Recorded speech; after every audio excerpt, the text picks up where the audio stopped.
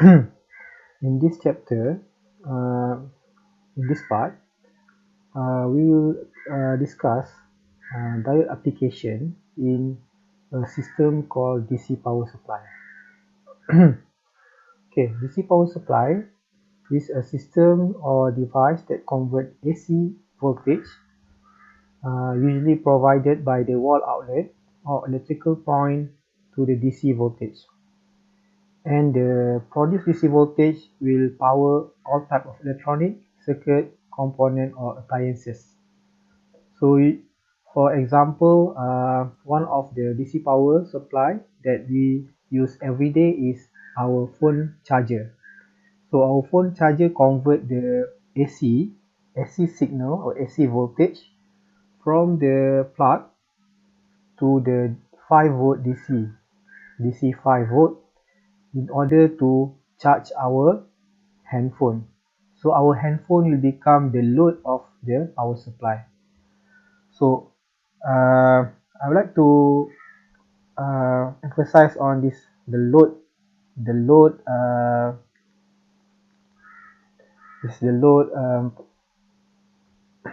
words here. This is the load word here. So the load word here usually is used in electronic circuit. This is to define or to represent any type of electronic circuit or component or even appliances that are connected at the output of certain circuit. So usually we represent the electronic circuit as a resistor. We call it RL. So this is load resistor.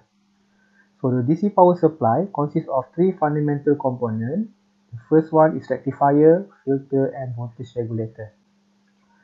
Okay, before we move to the discussion on the DC power supply circuit, so let's do some brief revision on AC signal. What is AC signal? AC signal stands for alternating current signal. So alternating actually means that the signal has two different current direction. So let's consider a circuit, something like this. This is the AC source. This is positive and RL. So let's assume that AC source, this is the signal for the AC source. So at the positive cycle, this is positive cycle. So the current flow in clockwise direction. At the negative voltage value, the current flow anti-clockwise direction. So this is AC, alternating current. So when you are given an AC signal, there are several parameters that you need to consider. The first one is the peak voltage. What is the peak voltage? Peak voltage is the maximum voltage. So here the maximum voltage is 3. So this is the maximum voltage. Peak voltage is the maximum voltage, or we can call it amplitude of the waveform. So this is, for this example, the peak voltage is the 3 volt. Okay, peak to peak voltage is the maximum minus minimum. So if you consider peak to peak means we take a difference from the maximum of the peak of the positive half cycle, and then different with the peak value in terms of magnitude for the negative half cycle. So from this case, the maximum is 3 volt and then minus 3. So the peak to peak voltage is 6 volt. Okay, for RMS voltage is calculated using this equation. Okay, this is the integration. The square of voltage is equal to VRMS is equal to the average of the V square. So VRMS, you should take a root from this equation. Okay, so this is general equation, but our concern is on the final equation. Because the RMS voltage will depend on the pattern, on the function of the input voltage. For example, in this case, the function is a sine wave, sinusoidal waveform. This is a sine waveform. So for case of sinusoidal waveform, the RMS voltage is equal to V peak over square root 2. Okay, please remember this equation. This is important. VRMS is equal to V peak over square root 2. Okay, for DC voltage, it can be calculated using this equation by taking the integration to get the average voltage. DC voltage also known as average voltage. Okay, for this same as the RMS voltage, the DC voltage depend on the function of the signal or the shape or the pattern of the signal. In case of the example here, which is a sine wave, so the average voltage is equal to 0 volt because the total voltage along the positive half cycle is equal to the total voltage along the negative half cycle. So both the negative cycle cancel out the positive cycle, and in total the average is 0 volt. Okay, last one, the time related parameters in the AC signal. We have frequency and period. For the T2 is the period, so the T2 in the frequency is 50 Hz, the T2 is 1 over 50 equal to 20 millisecond. Okay. This slide shows block diagram of power supply. So the input for the power supply is the wall outlet or the power point. So the power point provide AC signal. For example, in this diagram or figures, the AC signal from the electrical line is 120 volt RMS and 60 Hz. Okay, so this is the input. Okay, so if you see this one, the 120 volt is quite large voltage value. So first, before the voltage can be applied to the electronic circuit, so the voltage need to be reduced. So the voltage can be reduced using, first is transformer. So transformer in context of this power supply circuit is to scale down AC voltage to reduce the amplitude. After the amplitude is reduced, the signal will become the input of the second stage, which is rectifier. Rectifier convert AC bidirectional signal to the DC, one directional signal.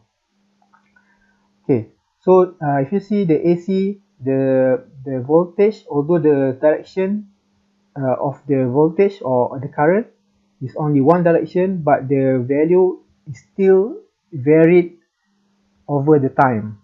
So it's not a stable DC voltage. So we need to remove this variance or the changes by having the filter circuit to smooth out the input. So from here it become more stable voltage. And the last one is regulator. Regulator is to regulate or to produce a fixed output voltage to the load. So we have 1, 2, 3, 4. 4 components in power supply circuit. Okay, the first component is transformer. So transformer, this is the basic structure for the transformer. So this is the basic structure of the transformer.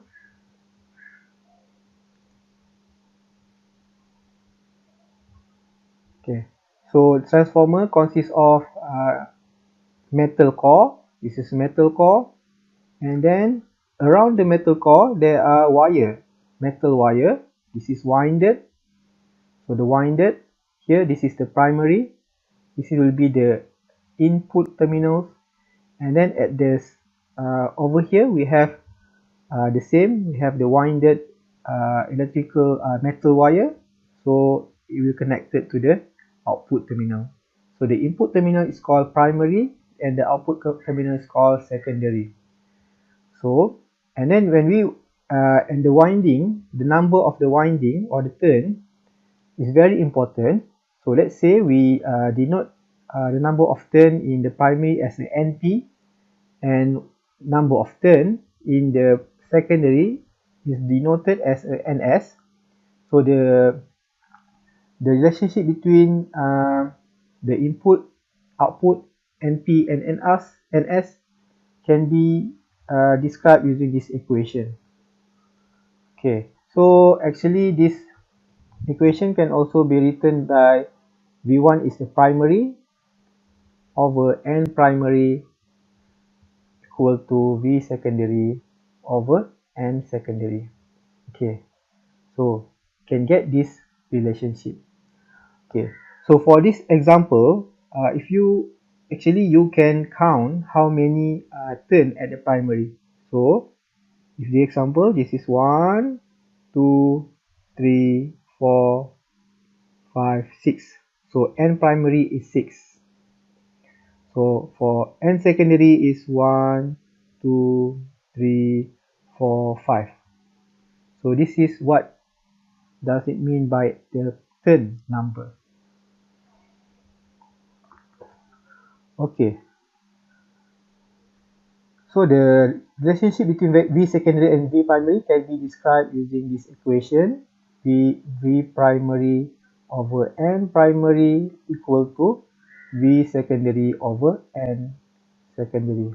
So V primary is input, V secondary is output. So output as a function of input should be like this. V secondary is equal to N secondary N primary times V primary. Okay. Now we can have many possibilities. So the first one is step up transformer. Step up transformer is where the output is bigger than the input. Step down transformer is where the input is smaller than the output is smaller than the input, and the third possibility is where the value of the input and output are identical. So this is called isolation transformer. So in this case of DC power supply, this is our target. So we want to reduce the voltage at the output. So here, in order to have the step down transformer, so the N primary need to be higher than N secondary. So we can reduce the V primary or the V input. Okay, next we go to the rectifier part, the second part or second component of the DC analysis. Okay, the second part of the DC analysis is called rectifier. Rectifier is converting AC to DC. So the AC is an alternating current. So again, the voltage will have a positive part and negative part. Positive part means clockwise current direction, and then negative part is anti-clockwise current direction. So by inserting or by connecting diode in between of resistor and the AC signal source, we can block the negative current direction. So this is because the diode only allow the current at this direction. Okay, only allow current in this direction. So where the diode operate as a forward bias. So that's why at the output voltage, only the part where the input is at the positive half cycle is appear as the output. At the negative part, the voltage will become 0 because there is no current here. At the negative part, let's say this is negative voltage, the current is at the diode is at reverse bias, so the current is equal to 0 because diode can be assumed as open circuit when diode is 0, the voltage across the resistor is 0, so the output voltage will equal to the ground, so it comes to 0.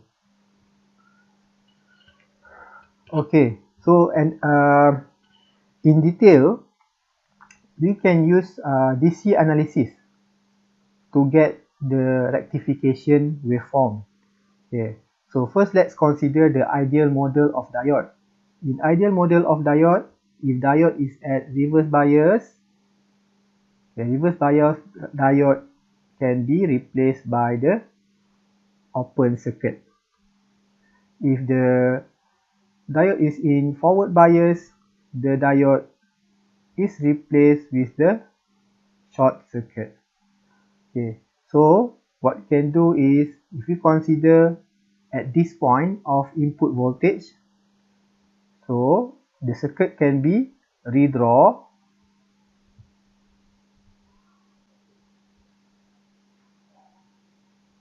something like this. Sorry, this is I have the line here.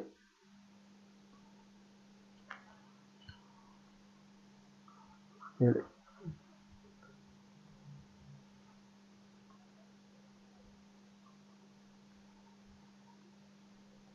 2 volt, this is 2.5 kilo ohm.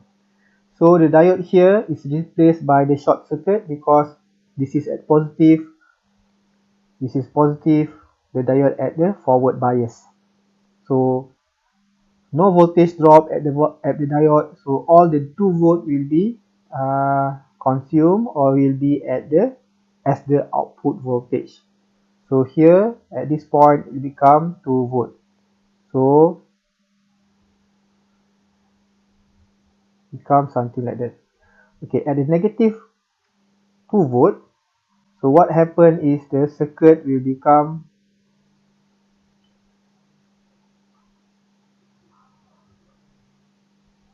like this. This is 2 volt, this is 2 kilo ohm, 2.5 kilo ohm. Okay, the diode is replaced by the open circuit because at the negative at the anode is a reverse bias, so open circuit. So what happened, there is no current, and since there is no current, the output voltage will equal to the ground. So here we get this one. Okay, and then we can do the analysis.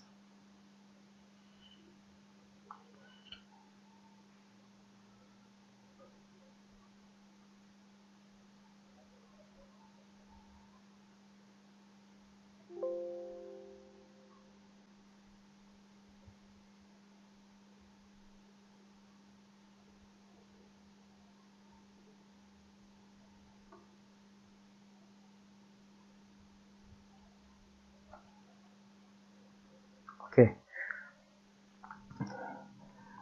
Next, we consider a practical model of diode. For the practical model diode, the forward bias, the diode is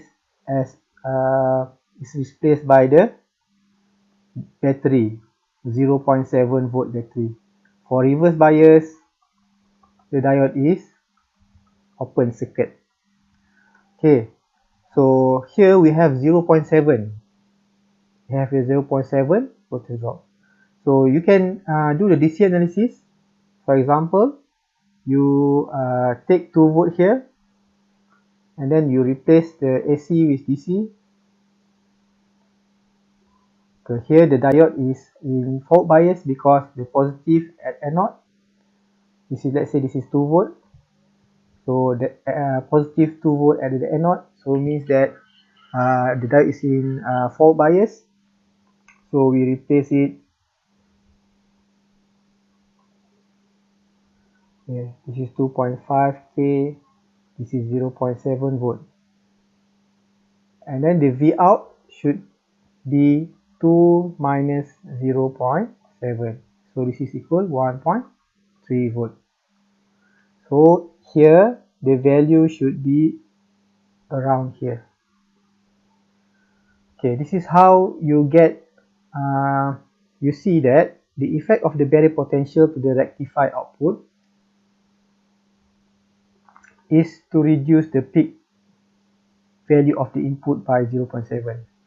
So you can compare when you using the ideal model, there is no reduction of the peak voltage at the output part, but when you apply the practical model, there is a reduction at 0.7. Okay, actually when you want to apply the practical model, you can see that this is one diode here. So the diode barrier potential is around 0.7. Let's say I put it here. This is 0.7. Okay, so above 0.7, this is 0.7. Above 0.7, diode is on, and below diode is off. So now you should get